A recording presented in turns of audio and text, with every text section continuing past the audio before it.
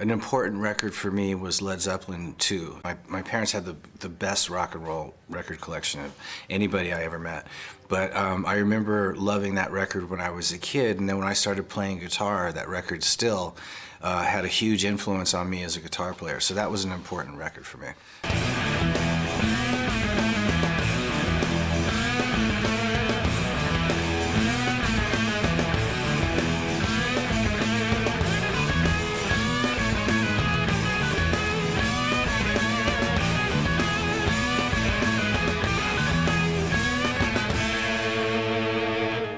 Zeppelin had probably the biggest cachet of killer riffs, more than any other band. You know?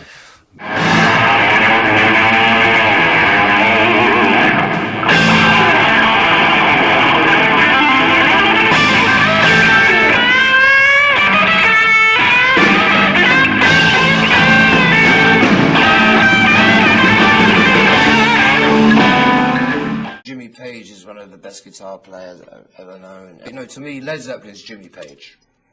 You know, you want to cut the story short, Jimmy, yeah, shy boy. Certainly Jimmy Page was the biggest influence on me.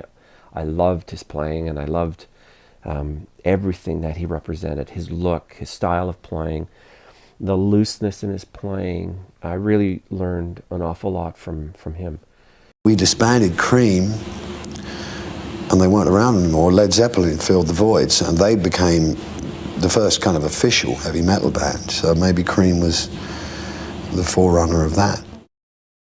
Page always had those kind of slurry things, and his sound was always brighter. And Page arguably is the toughest to kind of copy the sound. I mean, I'm a tribute guitar player, but he had these kind of wacky slurs and things that he would do, and it's, you know, in some circles it is argued that he was not a very accurate player. I disagree. He's intrinsically very consistent, so that's not a question of accuracy, that's just how he plays.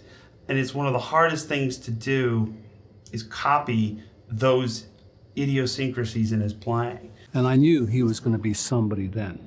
Not only was he a good guitar player, he had that star quality. There was something about him. He was very poised and confident. He was confident, but not arrogant. So I thought, he's going to go somewhere, that guy. Yeah, I remember being on a train with Jeff, going to when he lived in Sutton in Surrey, and we're going past the station, and we looked out, and he said, look, there's Jimmy Page down on the platform with his guitar case. It was very much hands-on in those days, a very small world. Yeah, I saw Keith Moon playing football by Ealing Broadway station, you know, wave out the train, oh, hey, Keith, you know. And it was really, it was really a camaraderie in those days.